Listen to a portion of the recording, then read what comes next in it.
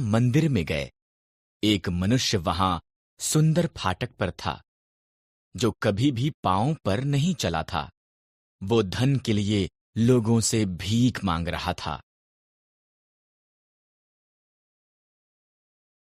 क्या मुझे कुछ पैसा मिलेगा? उसने पतरस और यूहन्ना से पूछा। दोनों शिष्यों ने सीधा उस मनुष्य की आंखों में देखा। उनके पास कोई पैसा नहीं था, पर उनके पास कुछ उत्तम देने के लिए था।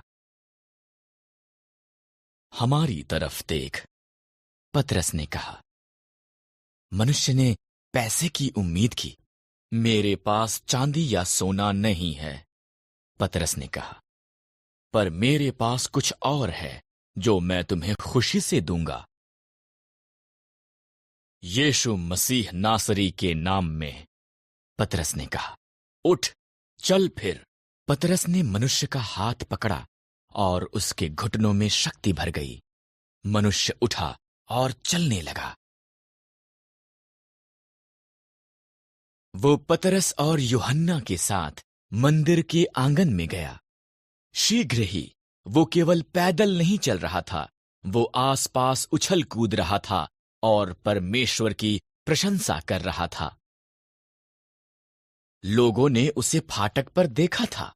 वो जानते थे कि वो जन्म से लंगड़ा था, फिर भी वो वहां पर चल रहा था, उछल कूद रहा था और परमेश्वर का धन्यवाद कर रहा था।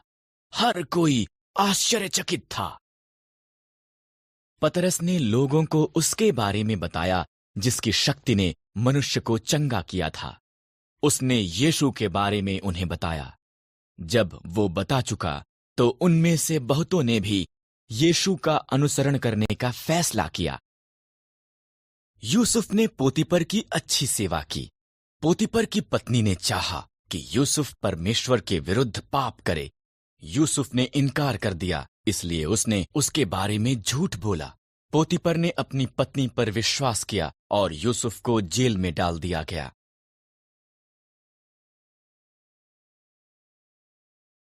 जेल में यूसुफ फिरौन के 2 हाकिमों से मिला। इन दोनों ने स्वप्न देखे और परमेश्वर ने यूसुफ को उनके अर्थ दिखाए।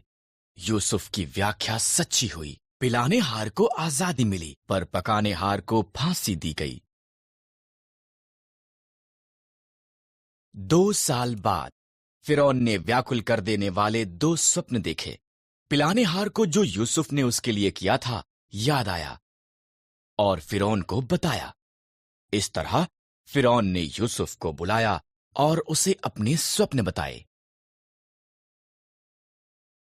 परमेश्वर ने यूसुफ को फिरौन के स्वप्नों का अर्थ दिखाया। 7 साल तक भरपूर फसल होगी, यूसुफ ने कहा। इसलिए भोजन को जमा कर लें, क्योंकि इसके बाद 7 साल का अकाल होगा।